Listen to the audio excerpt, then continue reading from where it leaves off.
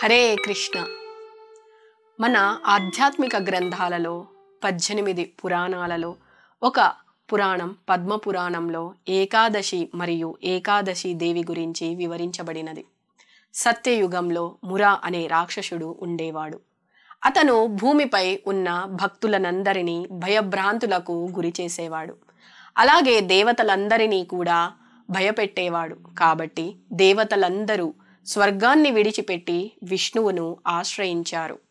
తమను రక్షించమని విష్ణుమూర్తిని వేడుకున్నారు. తన భక్తుల పట్ల భగవంతుని దయ అపరిమితమైనది కాబట్టి భగవంతుడు భక్తులైన దేవతల కోరిక మేరకు తన వాహనం గరుడపై వెంటనే బయలుదేరాడు. జయించుటకు వీలు కాని మురా అనే రాక్షసునితో 1000 సంవత్సరాలు యుద్ధం చేశాడు. తర్వాత విష్ణువు తన వ్యూహాన్ని మార్చుకోవాలని నిర్ణయించుకున్నాడు. విష్ణువు అక్కడి నుంచి వెళ్ళిపోయి హిమాలయాలలోని ఒక గుహలో దాక్కున్నట్లుగా నటించాడు. విష్ణువు తన 10 ఇంద్రియాలు మరియు లోపల ఉన్న మనస్సుతో పాటు విశ్రాంతి తీసుకుంటున్నాడు. మురా రాక్షసుడు విష్ణువును వెంబడించి గుహకు చేరుకున్నాడు. అతను గుహలో విష్ణువు పడుకోవడం చూసి అతనిని సంహరించడానికి ఖడ్గాన్ని తీసుకున్నాడు. అకస్మాత్తుగా విష్ణుమూర్తి శరీరం నుండి అత్యంత అందమైన మరియు ప్రకాశవంతమైన స్త్రీ ఉద్భవించింది. మురా అనే రాక్షసుడు ఆమె అందానికి లొంగిపోయి తనను పెళ్లి చేసుకోమని అడిగాడు. నన్ను యుద్ధంలో ఓడించగలిగిన వారిని నేను వివాహం చేసుకుంటాను అని ఆ స్త్రీ నియమం పెట్టింది. మురా అనే రాక్షసుడు ఆమె ఒప్పందమును అంగీకరించాడు. అతను ఆ దివ్య స్త్రీతో యుద్ధం ప్రారంభించాడు. చివరికి పోరాటంలో ఆ దివ్యమైన స్త్రీ మురను ఓడించి చంపింది. విష్ణువు మేల్కొని మురను చంపిన స్త్రీని చూశాడు.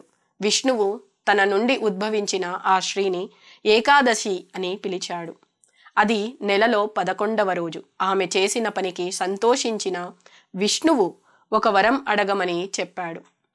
ఏకాదశి శ్రీ మహావిష్ణువును ఇలా అడిగినది: నేను